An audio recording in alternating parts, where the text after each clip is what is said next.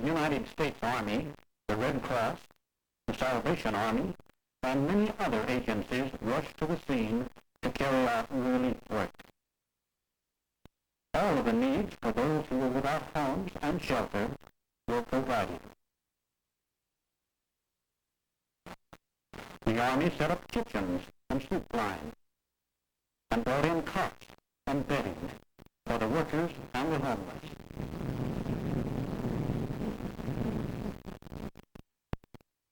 The Army also furnished gas masks, asbestos suits for the firefighters, and in many other ways rendered valuable assistance.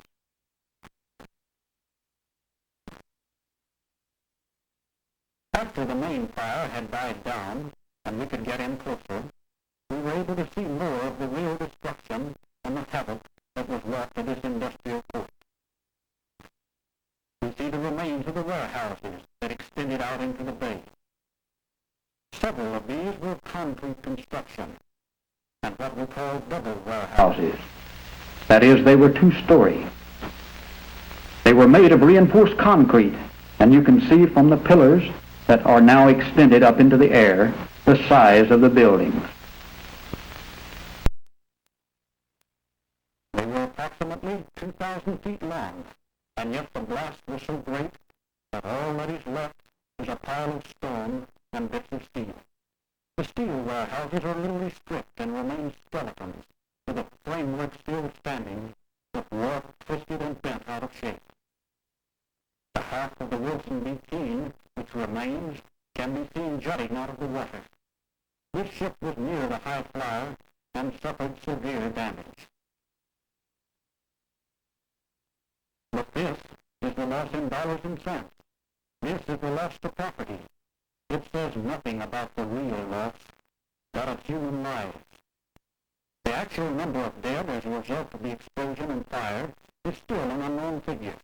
We do know that 410 bodies and fragments of bodies passed through the Texas City Temporalis morgue. 80 bodies were taken directly to Galveston and Houston after the first blast.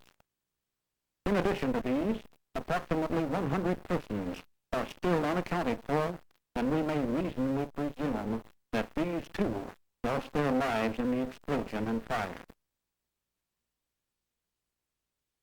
As the bodies were being brought out of the disaster area, their number was so great that it was staggering, and considerable confusion resulted. A place had to be established for a morgue, and the high school gymnasium was chosen. A place had to be chosen to handle the bodies where they might be embalmed and preserved. Facilities were set up at McGar's garage. Here again, voluntary help came from every section of the state. Embalmers gave their time, and men came from many different police departments to assist in the identification work. In the confusion that existed at first, clothing was stripped from the bodies without regard being given to tying the clothing with the body. Thus, considerable difficulty existed in establishing identification in certain instances. However, this situation was straightened out and a system set up whereby the same number was given to the body and to the personal effects of clothing and so forth. As we look back at the destruction after the fires have died down, we are again impressed with the tremendous problem of identification.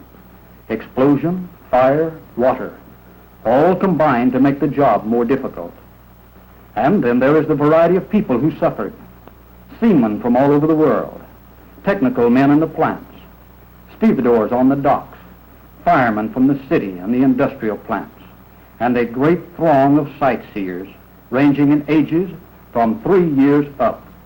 But in spite of this, and with 410 bodies and fragments of bodies passing through the morgue, in spite of the confusion which existed at first, and in spite of the fact that few people we dealt with had any understanding of the problem, 86% of the dead were identified and released to their relatives.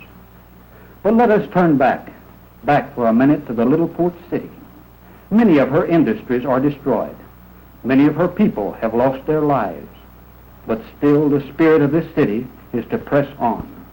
This spirit is expressed in an editorial which appeared in the Texas City Sun. Bound together by a great and common tragedy, for which there is no ready word of solace, but which has bowed every head in humility and compassion, we of Texas City now rise again to carry on the hopes and dreams of those who have gone before us. With humble hearts, we take stock of those plans, both great and small, which those relatives, friends, and neighbors who have now entered on a greater plan envision for the future. And with firm courage, we resolve that carrying on those plans, whether for the education of a child or for the building of a great port city, shall be our tribute to their memory. This is our challenge, our privilege, our opportunity.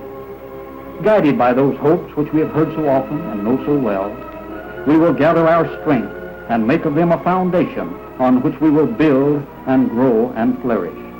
Only thus will their glorious dreams and plans now be realized. And to carry out those dreams is our port of opportunity. We hope and pray that a similar situation will not again confront us, but if it should, we of the Texas Department of Public Safety assure you that we will use our every resource and expend ourselves completely to effectively serve the people of this state.